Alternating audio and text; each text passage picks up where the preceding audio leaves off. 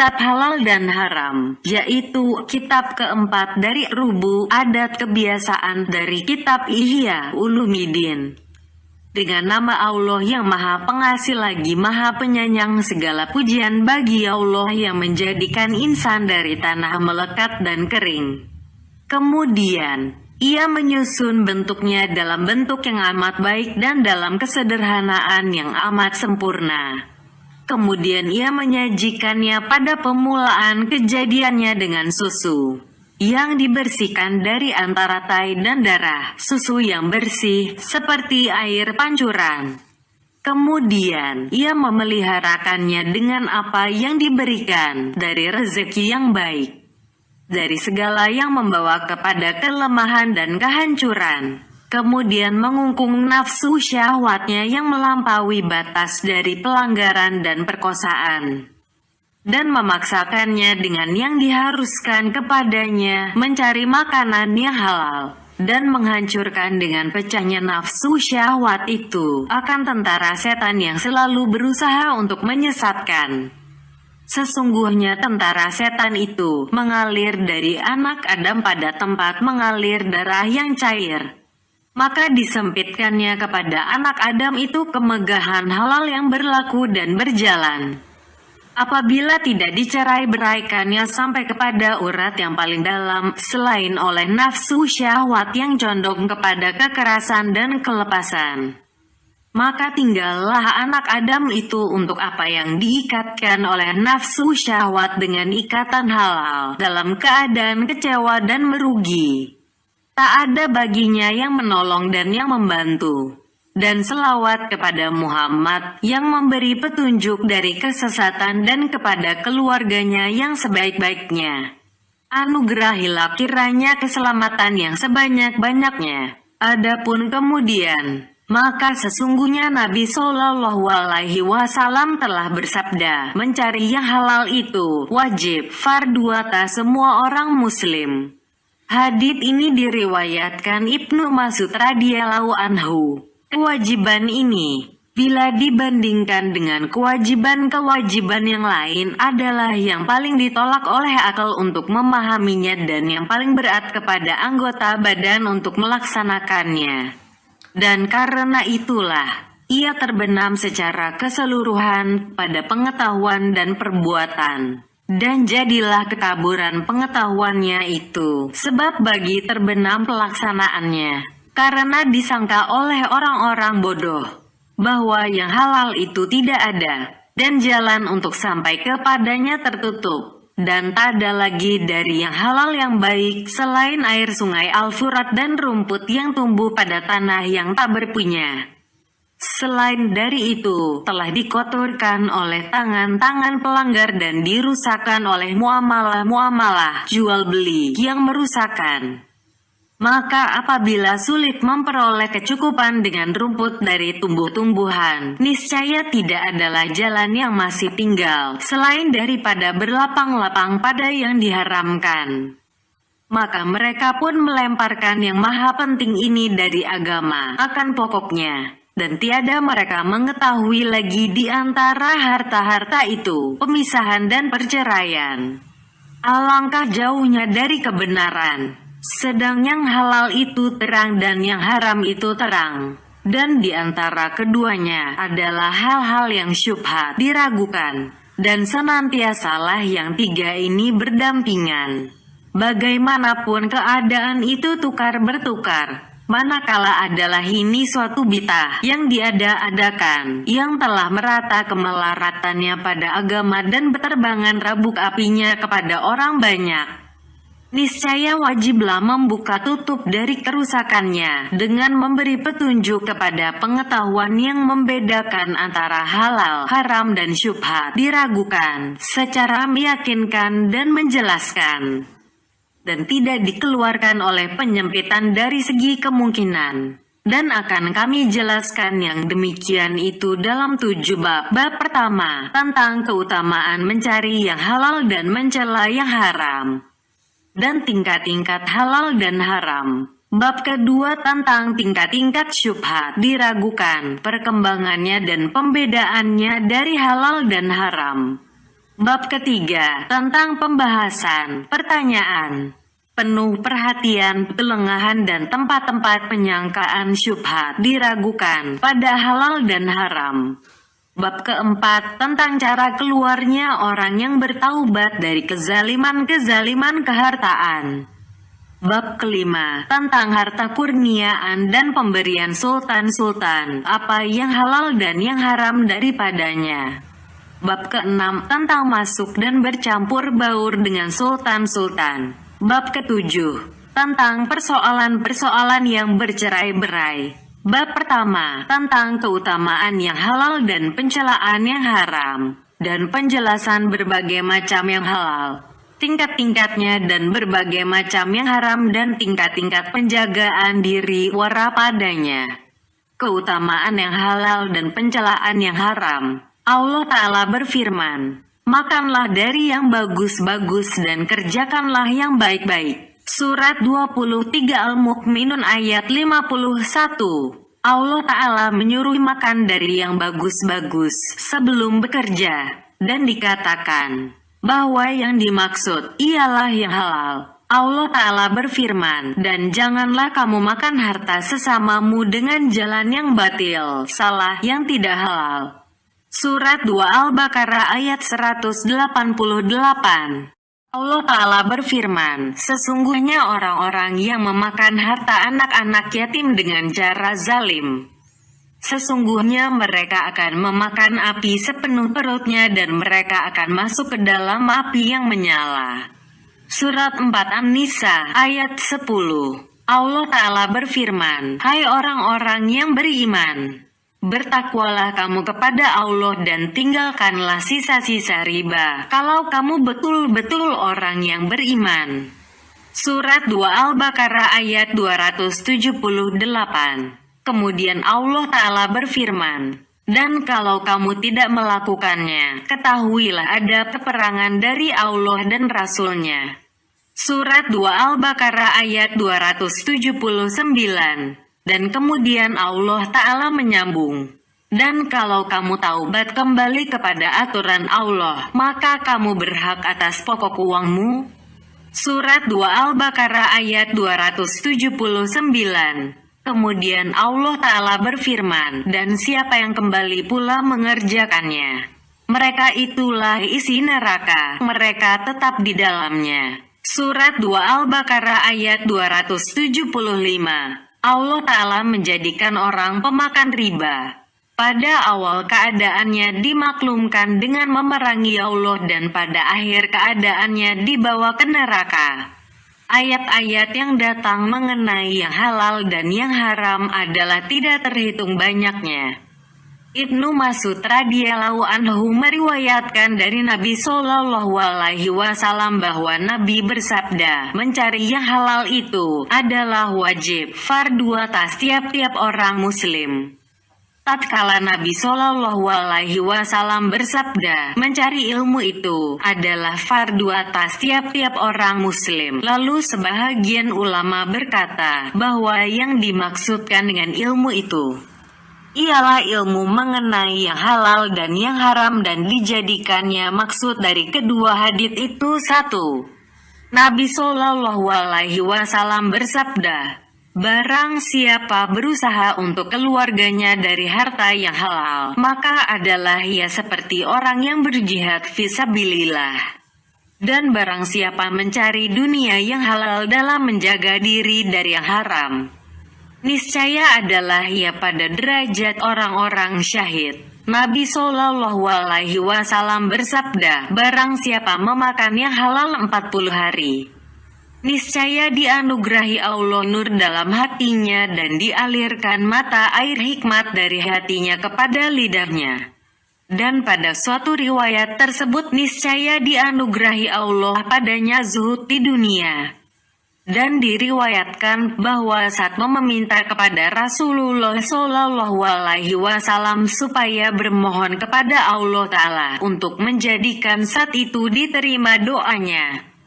Lalu Nabi Shallallahu Alaihi Wasallam menjawab, baguskan makananmu, niscaya diterima doamu. Tatkala Nabi Shallallahu Alaihi Wasallam menyebutkan orang yang loba kepada dunia, lalu beliau bersabda, banyaklah orang yang centang perenang, berdebu, yang lari ke sana kemari dalam perjalanan jauh, makanannya haram, pakaiannya haram, dan selalu memakan yang haram, yang mengangkatkan kedua tangannya, lalu mendoa, wahai Tuhanku, wahai Tuhanku, maka bagaimanakah diterima doanya itu karena yang demikian? Dan pada hadits yang diriwayatkan Ibnu Abbas dari Nabi Shallallahu Alaihi Wasallam, bahwa Allah mempunyai malaikat pada Baitul Maqdis yang menyerukan tiap-tiap malam, barang siapa memakan yang haram, niscaya tidak diterima daripadanya sarif dan adil. Maka ada ulama yang mengatakan sarif itu ialah perbuatan sunat dan adil ialah perbuatan fardu. Nabi Shallallahu Alaihi Wasallam bersabda, barang siapa membeli kain dengan harganya 10 dirham, dan dalam harganya itu 1 dirham haram, niscaya tidak diterima oleh Allah akan salatnya selama sesuatu dari kain itu masih ada padanya. Nabi Shallallahu Alaihi Wasallam bersabda, tiap-tiap daging yang tumbuh dari yang haram, maka api nerakalah yang lebih utama dengan daging itu. Dan Nabi Shallallahu Alaihi Wasallam bersabda, barang siapa tiada menghiraukan dari manakah ia memperoleh harta itu, niscaya Allah tidak menghiraukan dari manakah ia dimasukkan ke neraka. Nabi Shallallahu Alaihi Wasallam bersabda, ibadah itu 10 bahagian, 9 bahagian daripadanya pada mencari yang halal. Hadits ini diriwayatkan sebagai hadits marfu, diangkatkan sampai kepada Nabi, dan hadits mauquf pula yang terhentinya sampai kepada sebahagian sahabat. Dan Nabi Shallallahu Alaihi Wasallam bersabda, barang siapa memperoleh harta dari perbuatan yang berdosa, lalu dipergunakannya uang itu untuk menyambung silaturahim atau bersedekah dengan uang itu atau membelanjakannya pada sabilullah, niscaya dikumpulkan oleh Allah itu semuanya, kemudian dilemparkannya ke dalam neraka. Nabi Shallallahu Alaihi Wasallam bersabda, sebaik-baik agamamu ialah wara. Nabi Shallallahu Alaihi Wasallam bersabda, barang siapa menjumpai Allah dengan wara, niscaya dianugerahi Allah padanya pahala Islam semuanya. Diriwayatkan bahwa Allah Ta'ala berfirman dalam setengah kitab-kitabnya, adapun orang-orang wara, maka aku malu menghitung amalan mereka. Nabi Shallallahu Alaihi Wasallam bersabda, sedirham dari riba adalah lebih berat pada sisi Allah dari 30 zina dalam Islam. Dan pada hadits yang diriwayatkan Abu Hurairah, perut besar itu adalah kolam bagi badan dan urat-urat itu datang kepadanya. Apabila perut besar itu sehat, niscaya keluarlah segala urat dengan sehat. Dan apabila ia sakit, niscaya keluarlah urat-urat itu dengan sakit. Dan makanan dalam agama adalah seperti fondasi dalam bangunan. Apabila fondasi itu telah teguh dan kuat, niscaya bangunan itu melurus dan meninggi. Dan apabila fondasi itu lemah dan membengkok, niscaya runtuh dan jatuhlah bangunan. Allah Azza wa Jalla berfirman, apakah orang yang mendirikan bangunannya di atas dasar takwa dan kerelaan Allah?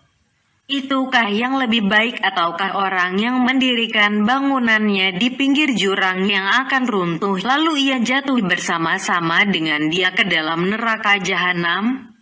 Dan Allah tiada memberikan petunjuk kepada kaum yang zalim. Surat 9 At-Taubah ayat 109. Dan pada hadits tersebut barang siapa mengusahakan harta dari yang haram, maka kalau ia bersedekah dengan harta itu, niscaya tidak diterima, dan kalau ditinggalkannya di belakangnya, niscaya adalah menjadi perbekalannya ke neraka. Dan telah kami sebutkan sejumlah hadits pada kitab adab berusaha yang membuka keutamaan mengusahakan yang halal. Adapun atsar, kata-kata para sahabat dan ulama-ulama terdahulu, maka telah datang berita bahwa Abu Bakar Siddiq radhiyallahu anhu minum susu dari usaha hambanya. Kemudian ia bertanya kepada hambanya, dari mana diperoleh susu itu? Maka hamba itu menjawab, aku bernujum bagi suatu kaum, lalu mereka berikan susu itu kepadaku. Lalu Abu Bakar memasukkan anak jarinya ke dalam mulut dan jadilah beliau muntah-muntah, sehingga aku menyangka nyawanya akan keluar. Kemudian beliau berdoa, wahai Allah Tuhanku, sesungguhnya aku meminta kemaafan kepadamu daripada yang dibawa oleh urat-urat dan yang bercampur di dalam perut. Dan pada sebahagian hadits bahwa Nabi Shallallahu Alaihi Wasallam diberitahukan yang demikian. Lalu beliau bersabda, apakah tidak kamu ketahui bahwa Abu Bakar As-Siddiq tidak masuk ke dalam rongga tubuhnya melainkan yang baik? Begitu pula Umar radhiyallahu anhu minum dari susu unta zakat karena tersalah, maka beliau memasukkan anak jarinya dan memuntah. Aisyah berkata, sesungguhnya kamu melupakan daripada ibadah yang utama, yaitu wara. Abdullah bin Umar radhiyallahu anhu berkata, jikalau kamu mengerjakan salat seperti busur melengkung dan kamu berpuasa sehingga kamu seperti anak panah kekurusan, niscaya tidaklah itu diterima daripada kamu, melainkan dengan wara yang mendiding. Ibrahim bin Adam radhiyallahu anhu berkata, tidaklah diperoleh oleh orang yang memperoleh selain orang yang berpikir dengan akal akan apa yang masuk ke dalam rongga tubuhnya. Al-Fudail berkata, barang siapa mengetahui akan apa yang masuk ke dalam rongga tubuhnya, niscaya ia dituliskan oleh Allah sebagai orang sidik. Dari itu, maka perhatikanlah pada siapa engkau memakan pagi. Wahai orang yang patut dikasihani, ada orang yang menanyakan kepada Ibrahim bin Adam radhiyallahu anhu, mengapakah Tuhan tidak meminum air Zam-Zam? Lalu beliau menjawab, jikalau aku mempunyai timba, niscaya aku minum daripadanya. Sufyan Ats-Tsuri radhiyallahu anhu berkata, barang siapa membelanjakan dari yang haram pada mentaati Allah, niscaya adalah ia seperti orang yang mensucikan kain yang bernajis dengan kencing. Dan kain yang bernajis itu tidaklah dapat disucikan selain oleh air. Dan dosa tidak akan ditutup selain oleh yang halal. Yahya bin Ma'az berkata, taat itu adalah suatu khazanah gudang dari khazanah Allah. Melainkan bahwa kuncinya adalah doa dan gigi doa itu ialah suap-suap makanan halal. Ibnu Abbas radhiyallahu anhu berkata, tidak diterima oleh Allah salat seseorang yang di dalam rongga tubuhnya ada yang haram. Sahil At-Tusturi berkata, tidak akan sampai seorang hamba kepada hakikat makna iman sehingga ada padanya 4 perkara: mengerjakan yang fardu, wajib dengan yang sunat, memakan yang halal dengan wara, menjauhkan yang larangan dari zahir dan batin, dan sabar di atas yang demikian, sampai kepada mati. Dan beliau berkata lagi, barang siapa bukai akan memperoleh kasyaf pembukaan hijab dengan tanda-tanda orang-orang sidik, maka janganlah ia memakan selain yang halal dan jangan bekerja selain pada yang sunat atau pada yang darurat. Dan ada ulama yang mengatakan, barang siapa memakan syubhat diragukan 40 hari, niscaya gelaplah hatinya. Dan itu adalah penakwilan, penafsiran firman Allah Ta'ala, jangan berpikir begitu. Bahkan, apa yang telah mereka kerjakan itu menjadi karat bagi hati mereka. Surat 83 Al-Mutaffifin ayat 14. Ibnul Mubarak berkata, mengembalikan sedirham dari harta syubhat diragukan adalah lebih menyukakan aku daripada aku bersedekah dengan 100.000 dirham, 100.000 dan 100.000, sehingga sampai kepada 600.000. Setengah salaf berkata bahwa hamba itu memakan akan sesuatu makanan lalu jantungnya terbalik-balik maka busuk. Sebagaimana busuknya kulit yang disamak dan tidaklah kembali kepada keadaannya semula selama-lamanya. Sahal radhiyallahu anhu berkata, barang siapa memakan yang haram, niscaya durhakalah segala anggota tubuhnya. Ia mau atau ia enggan, ia tahu atau ia tidak tahu. Dan barang siapa makanannya itu halal, niscaya ia ditaati oleh segala anggota tubuhnya dan diberi taufik kepada kebajikan. Sebahagian salaf berkata, sesungguhnya suap pertama yang dimakan oleh hamba dari yang halal, maka diampunkan apa yang terdahulu dari dosanya. Dan barang siapa menegakkan dirinya pada tempat kehinaan pada mencari yang halal, niscaya berjatuhanlah segala dosanya daripadanya. Seperti berjatuhan daun kayu kering. Diriwayatkan pada beberapa atsar orang-orang terdahulu, bahwa seorang juru nasihat mubaligh adalah apabila ia duduk di hadapan orang banyak, lalu berkata, ulama itu menghilang daripadanya 3 perkara. Jikalau ia beriktikad keyakinan bid'ah yang diada-adakan, maka janganlah kamu duduk-duduk bersama dia karena ia berbicara dari lidah setan. Kalau ia bermakanan jahat, maka ia berbicara dari hawa nafsu. Maka kalau ia tidak berketetapan akal, niscaya dengan perkataannya itu lebih banyak merusak daripada yang memperbaiki. Maka janganlah kamu duduk-duduk bersama dia. Dan pada beberapa kabar yang terkenal dari Ali radhiyallahu anhu dan lainnya, bahwa dunia itu, yang halalnya ialah hisab dihitungkan, dan yang haramnya ialah azab.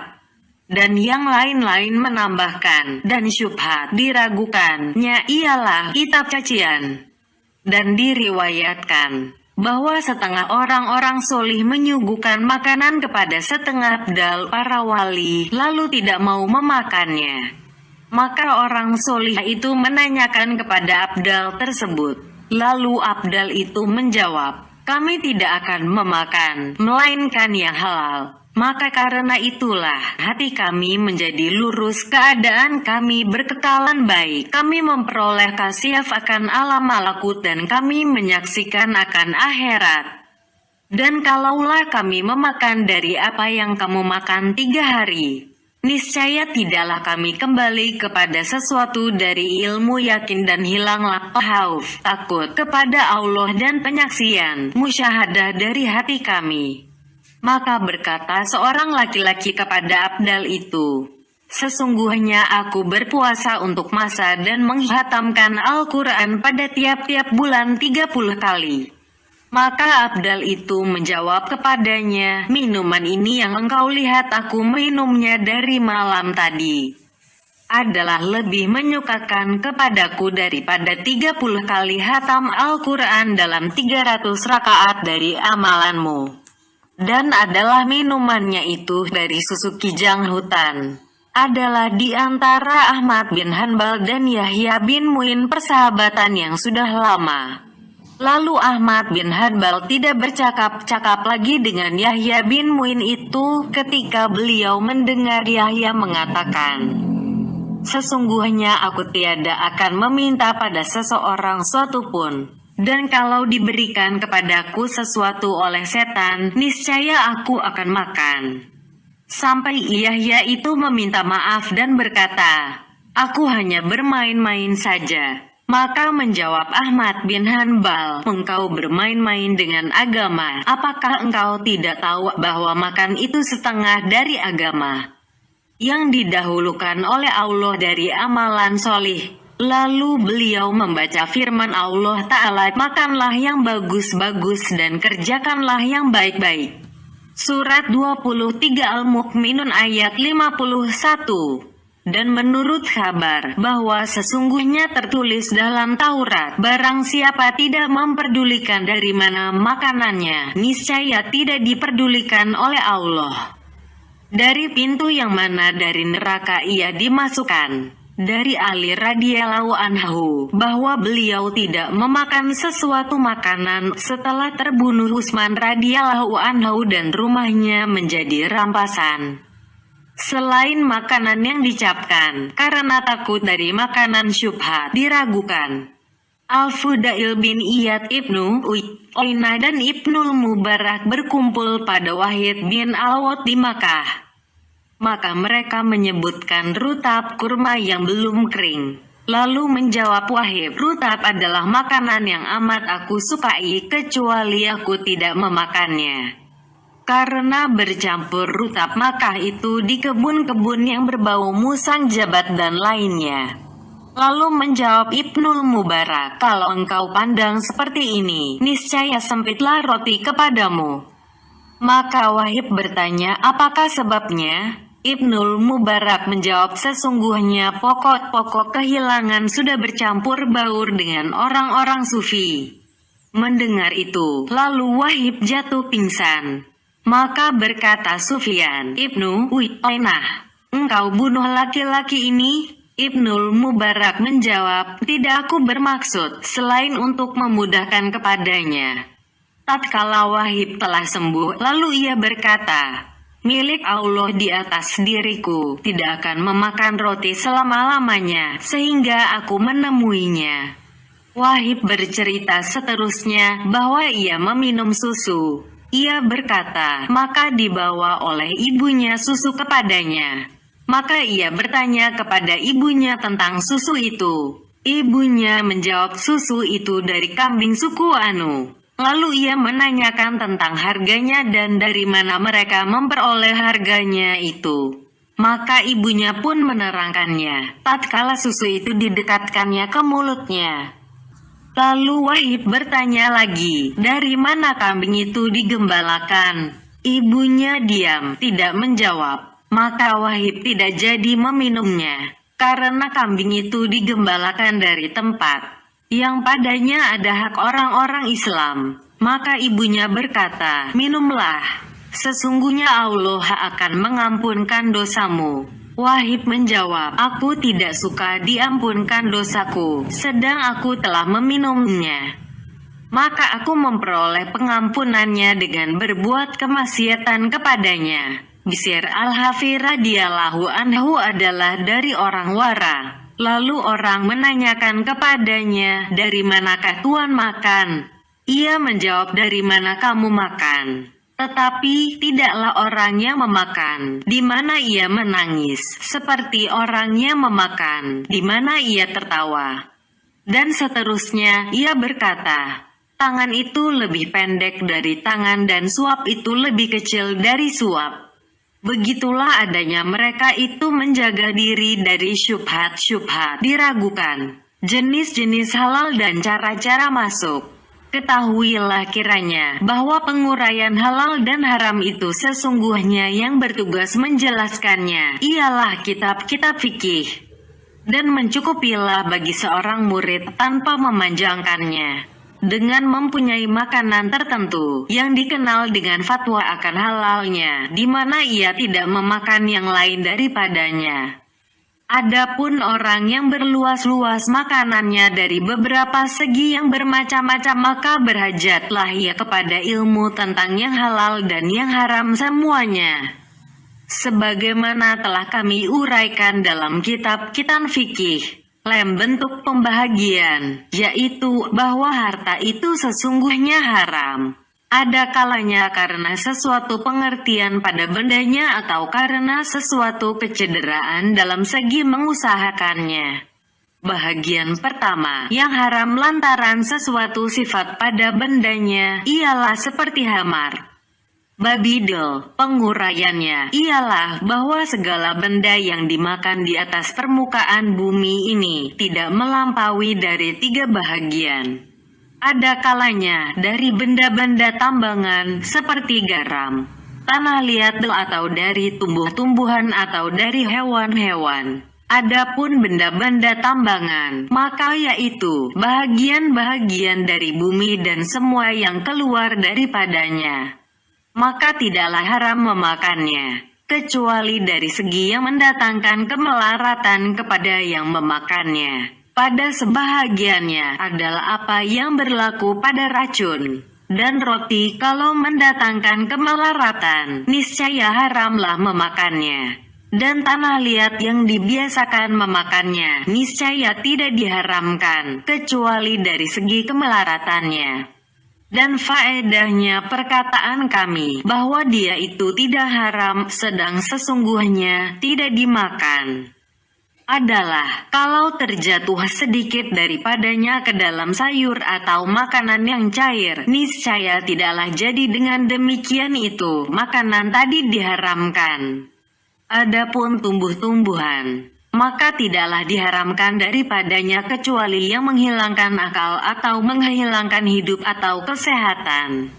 Yang menghilangkan akal ialah ganja, amardel yang memabukkan. Dan yang menghilangkan hidup ialah racun-racun. Dan yang menghilangkan kesehatan ialah obat-obatan pada bukan waktunya. Dan adalah semua ini kembali kepada kemelaratan, selain dari hamar dan benda-benda yang memabukkan. Karena yang tidak memabukkan dari benda-benda yang memabukkan itu juga haram serta sedikitnya, lantaran bendanya dan sifatnya, yaitu kesangatan yang memainkan peranan. Adapun racun, apabila ia keluar dari adanya memberi kemelaratan, karena sedikitnya atau karena diramas dengan yang lain, maka tidak diharamkan. Adapun hewan, maka terbagi kepada yang dimakan dan kepada yang tidak dimakan. Dan penguraiannya adalah pada kitab makanan. Dan pandangan itu panjang tentang penguraiannya. Lebih-lebih tentang burung-burung yang ganjil, binatang darat dan laut. Dan yang halal memakannya, sesungguhnya halalnya itu adalah apabila disembelihkan menurut penyembelihan agama, di mana dijaga padanya syarat-syarat yang menyembelih, perkakas dan tempat penyembelihan.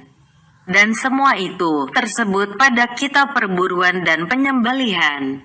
Dan yang tidak disembelih menurut penyembelihan agama atau binatang itu mati, maka itu haram.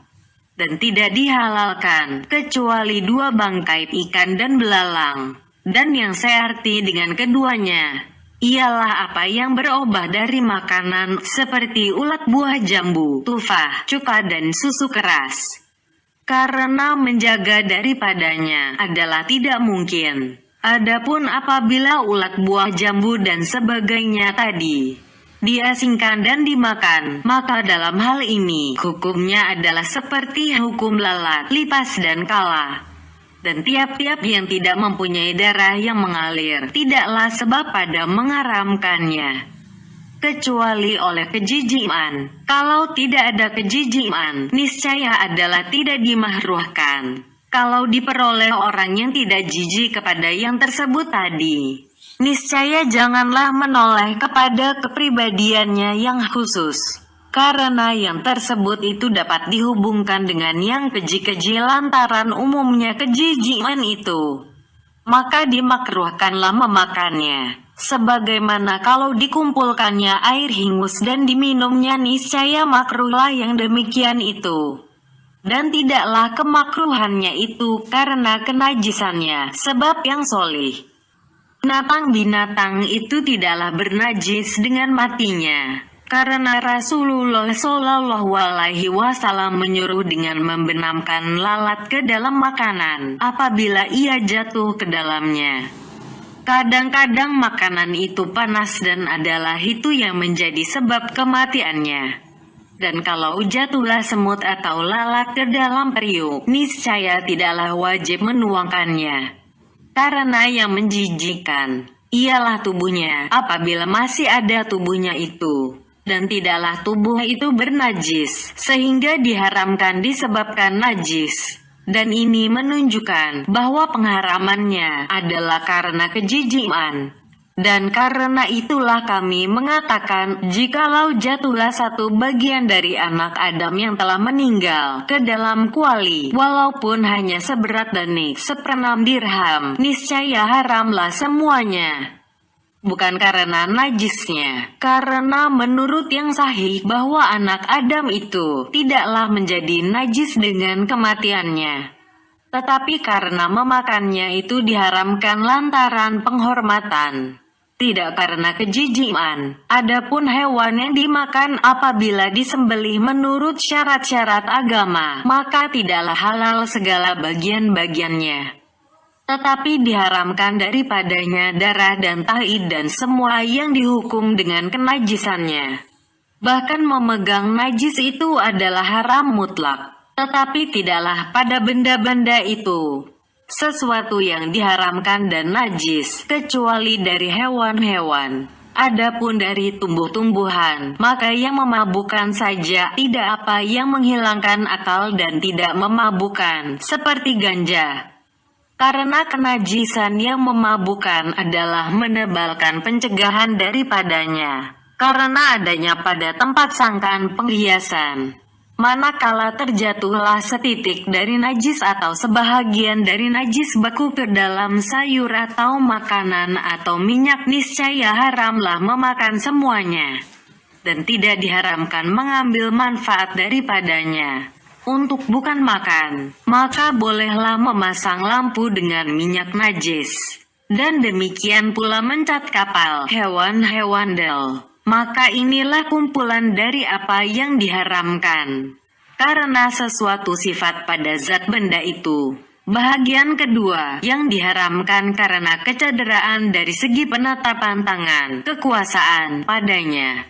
Pada bahagian kedua ini, meluaslah pemandangan. Maka kami katakan, memperoleh harta itu, ada kalanya dengan usaha si pemilik atau dengan tidak usahanya. Yang tidak dengan usahanya, seperti pusaka, dan yang dengan usahanya ada kalanya tidak dari seseorang pemilik, seperti memperoleh barang tambang atau ada dari seseorang pemilik. Dan yang diperoleh dari seseorang pemilik ada kalanya diambil secara paksaan atau secara sukarela.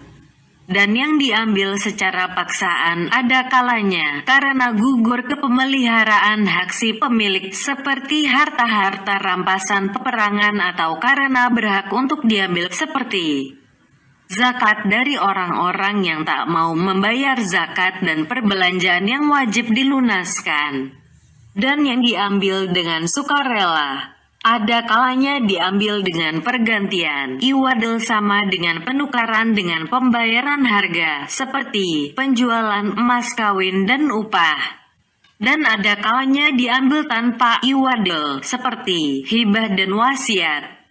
Maka hasillah dari pembawaan keterangan tersebut 6 bahagian. Pertama, yang diperoleh dari tanpa pemilik, seperti memperoleh barang tambang, menghidupkan tanah mati, mengerjakan tanah yang belum berpunya, berburu, memotong kayu di hutan, mengambil air dari sungai dan menyabit rumput.